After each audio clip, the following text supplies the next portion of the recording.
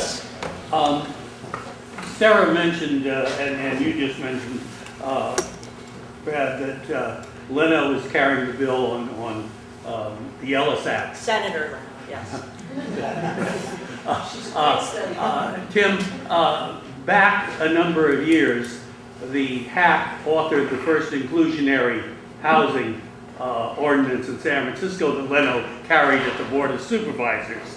I understand there's a possibility of changing that. It's been changed before, but changing it again in order to rearrange how those funds and how those units are set up. Is there anything you can comment on that one? This is Ron Miguel, one of the founding members of the Housing Action Coalition. I confess. The mayor And former president of the planning committee, but it was hard to, which you're not Who confused. tried to find your nemesis also as far as the housing, the academy. the mayor came out with a very bold and worthy goal of the 30,000 units by in 6 years, 2020, and 5,000 units a year, of which 10,000 should be affordable. He deserves a lot of support for that. And one of the tools that the city has, if you know what inclusionary housing is, it's an affordable housing set-aside. Where private or market rate developers come in under city law, which we support, and we helped write the first legislation. The developer has to either build on-site below market rate units, build it off-site, or pay an in lieu fee. As part of the mayor's task force, some of the rules around inclusionary are up for discussion, and it's absolutely a worthy goal. But what I want to suggest in it is that it's what we have. We need it. We shouldn't get rid of it.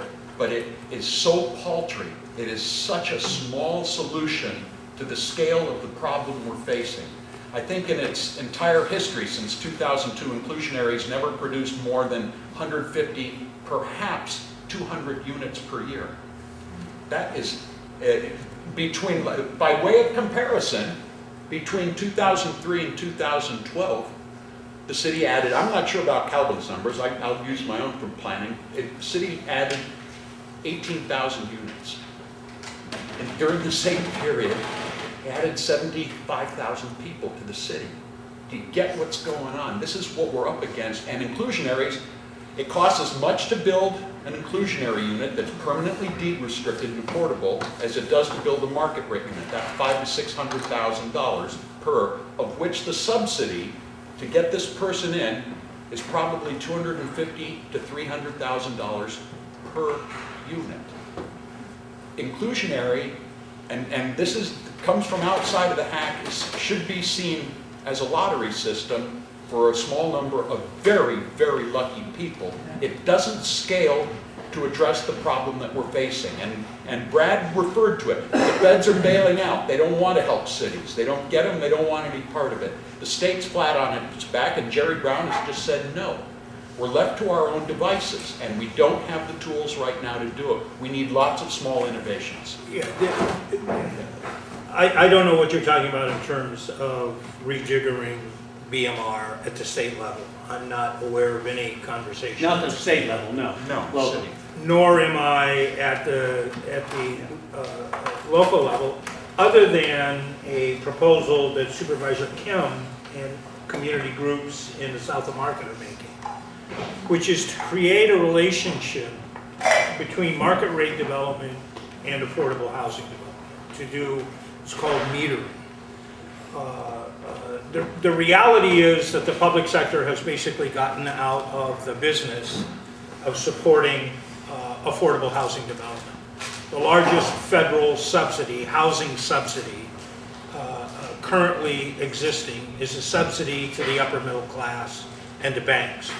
It's the mortgage interest deduction. That is the largest housing subsidy by 100-fold currently done by the federal government. So it's the private sector that has all the money.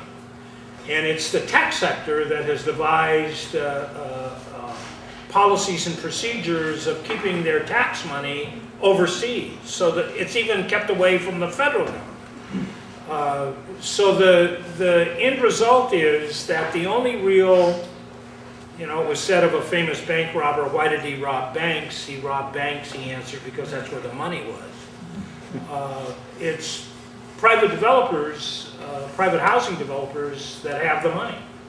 So the question becomes, can we link affordable housing production to market rate housing production? The numbers that I showed you show that we're at 220% of our goals of market rate production, and only about 40% of our goals, or 30% of our goals at affordable housing production.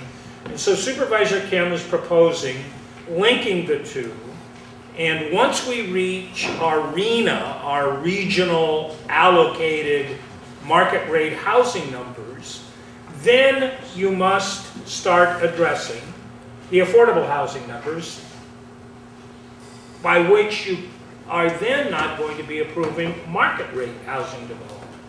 This is being proposed for the south of Market as a trial program, and is the most innovative solution that I've seen at the local level that somewhat begins to address the relationship between market rate and affordable housing development. Trickle down simply doesn't work on the housing side. Okay, question on this side. I'm very curious about what any of you can tell me, but it seems to me that the inclusionary housing, which is a great idea, developers just keep buying out. Correct. They keep opting out. Correct. And to me, the thing that makes the most sense if you actually want affordable housing is put teeth in it, and there is no buyout. If you're a private developer, there is no fee you can pay. Having served on the task force, the city attorney has made it very clear, and the California Supreme Court has made it very clear, that the only way in which you can do inclusionary is to offer developers options. You cannot tell them they can only build a unit.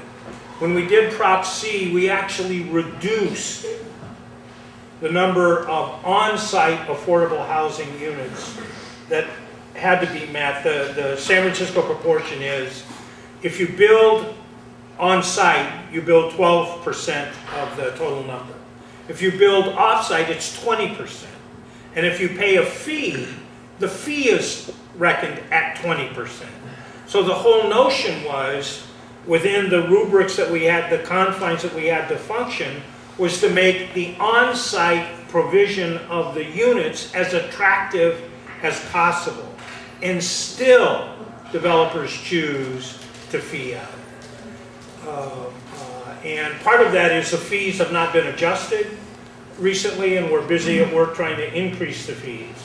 But the other is that developers simply do not can make far much more money selling a market rate unit than providing an on-site BMR unit.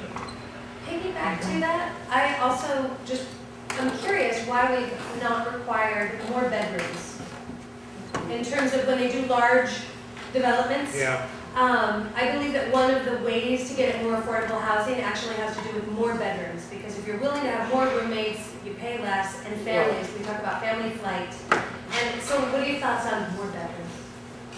Yeah, Tim, what's your position on efficiency? People smarter than me that I listen to say, you hear a lot about, we need families. Families are at risk in San Francisco, and family housing is multiple bedrooms. But the people that build it say, that's not, it doesn't really match up in the market. That, yes, you can build multiple bedrooms and you get lots of unrelated adults living there. It's not, Which is affordable housing. well, yeah, but It's either affordable housing way a lot of or people- living for families. That's simply not true. In 1978, I was part of a community coalition that took the old Polytechnic High School site and converted it into new construction, 114 units. And we built 80 of them, 3 and 4 bedrooms. And we were told at the time that we were absolutely nuts, the same logic from market rate developers. And in fact, affordable developers. and in fact, they are full of families.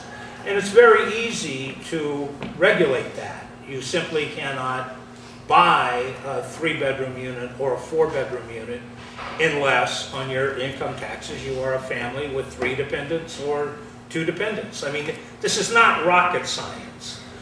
This is pretty easy to do. So I think it's kind of silly to say that if we build multi-bedroom units, only individuals, wealthy coders will live in those units. It is not beyond I'm going to go back Would and a forth man from one to, side to the deal other. with So, that? yes, right there. Hi, I was wondering, what about, like, taking, nothing to mind, of course, what I'm here today, just upzoning large sections of the city. It seems like, almost no matter what we just heard, that everything is all really a supply-demand problem. And if you created more possibility for more people to build more units of some kind, and you didn't sort of trickle it in over this 1,600, 700, 2,000 units a year, why not? That might help you take more units and maybe bring the marginal cost down per unit or per land value, whatever. So you're So the talking about question is, increasing density? upzone, increasing density, but on little bits at a time, which only feeds a little bits of people coming in. There's already too many apparently, whether the tech guys or whoever else, but larger portions. So you get a bunch of people selling the property. Yeah, sure, one way or another, you can build more here than the one house or the duplex. I've sent that man to the head of the class. Right. Can you give me an example of where that's happened? I'm not an expert in these things. It's, I'm you know, just that's- here, but no, what I hear everybody saying is, and this is obvious to most of the things, But if you take the the, whole thing's a Right. supply-demand problem. if you take a look, well, I'll argue with you. Long fun, but I mean. If you we've take a already- look we at got- San Francisco, the highest density neighborhoods are the most expensive neighborhoods. There is no question that high density I don't think development, that's true. What you just explained, let me just try that one for Yeah. a second. I just heard about the $3 to $5 to $10 million vacant houses, which by definition are, well, some of them are impact heights are similar, some of them are not hill are similar. Telegraph Hill are similar, maybe one or two of the penthouses are worth $3 million, $5 million, some of the giant, some of the towers. But I don't think that's necessarily correct. There are, but if you allow but a as single a, house that's as a sitting in the fact- sunset, and you can instead build 4 or 5 Right. units there as an example. the Excelsior is cheaper to live in, it's cheaper to buy a house than Russian Hill. And the Excelsior is less dense than Russian Hill. I agree with that. Visual. There's examples. Viz Valley is cheaper to buy in than Pacific Heights. And Viz Valley is less dense than Pacific Heights. So what density provides is there's no question that greater density is more profitable. But unless you have a regulation that requires the sharing of that profit, by reducing the actual, by controlling the market of the price of the unit, you don't naturally get developers, as I showed in the graph. The higher density is much more profitable than lower density development. And when I say, can you show me in San Francisco where a high density neighborhood is cheaper than a low density neighborhood, I don't believe you can. Well, I don't think I have all the answers, but Tim's if I dying. try to respond to that. I Let think Tim you've answer. hit on something, and the conversation in the city goes something like this: we can't build more. San Francisco's built out completely, which we would categorically reject. It's simply not true. If you think of any transit corridor that has crappy one-story retail that doesn't really do very much, or it has parking lots, or there's abundant capacity to build more housing. And Calvin has a point, though. We would support increased height and density, but beyond a certain point, that increased height, that's a public good, and value should be extracted out of that to fund affordability. I want to go back to this thing about the underpinnings of inclusionary housing, and something Calvin says, it always grates on me a little bit when I hear, well, we go to the developers because that's where the money is. No, the developers borrow the money. What they do is they get new residents to pay for it. Now, maybe that's the best way for us to fund affordability. I would note that I don't pay anything for affordability, and I'd reckon to wager none of you do either. But we've got a system in which we say, let's have new residents pay for affordability. Maybe that's right. But what we damn sure can't do is then say, well, geez, this is expensive housing. Look who's moving in. We're adding enormous increments onto the cost of housing. And on the question of building, you know, you can go up and down Market Street and see all the cranes. A lot of them actually have gotten built and have been delivered to the market. There's been a small boom. I don't think it's going to be sustained. I think it'll fall back in a little while. But there's been a boom of high-end housing. I agree with them. It doesn't, you know, those people seem to be doing fine on their own. San Francisco, to its credit, actually does a very good job compared with other cities in building subsidized housing at very low levels. We do a very good job, and we don't get the credit we should for it. Maybe not as good, very good at very low, okay at low, damn poor at middle income. And what I'm saying is the tools we have just don't scale. And so we've got this sloppy intellectual argument, let's make developers pay for it. That cost has to be borne somewhere. And what I would say is you're seeing the high-end building in Market Street that goes back, it was approved in the last business cycle. That isn't current housing. That was built before the Great Recession. What we don't see is any cheap construction of what we call wood over podium, stick over podium, out in the neighborhoods, which by its very nature is cheaper construction.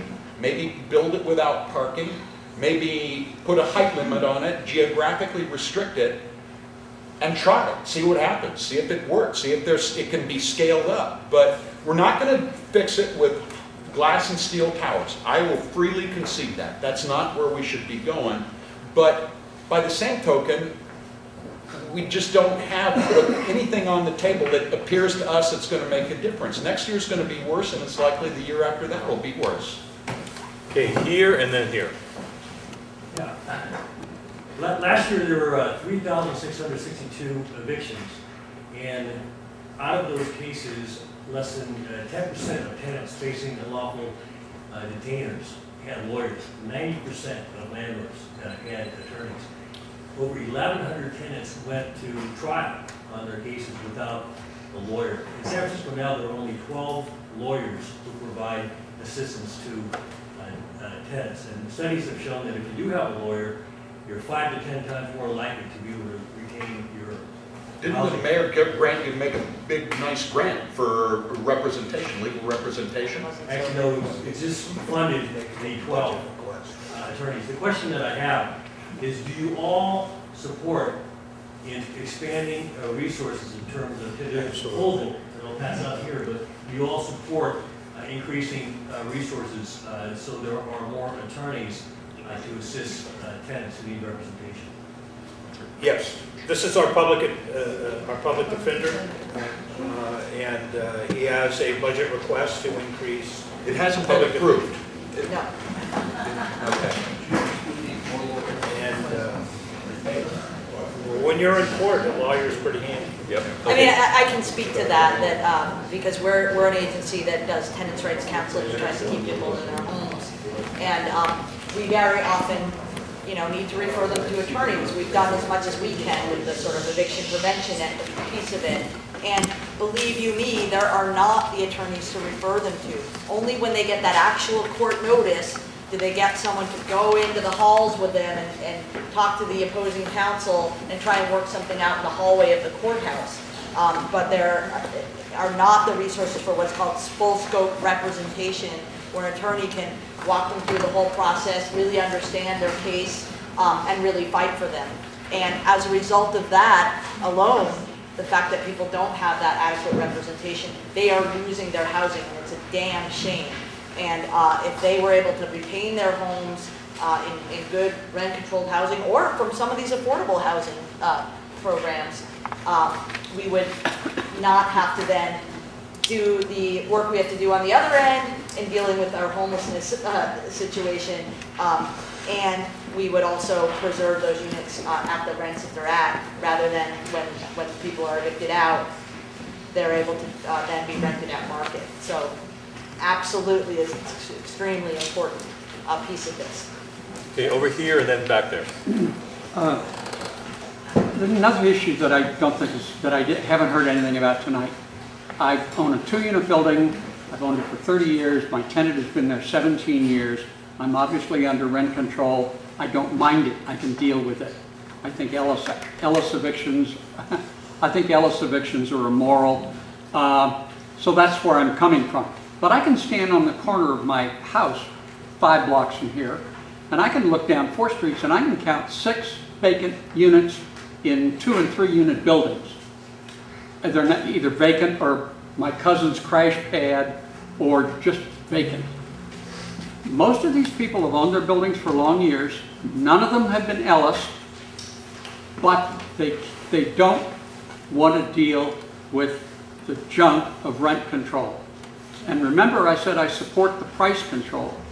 I just don't support all the junk. And I can count, that have just gotten out of the business. You haven't Ellis anybody. What can we do about it? I mean, if you take those 6 units in 4 blocks and multiply it by the whole city, you've got 10,000-20,000 units that are vacant.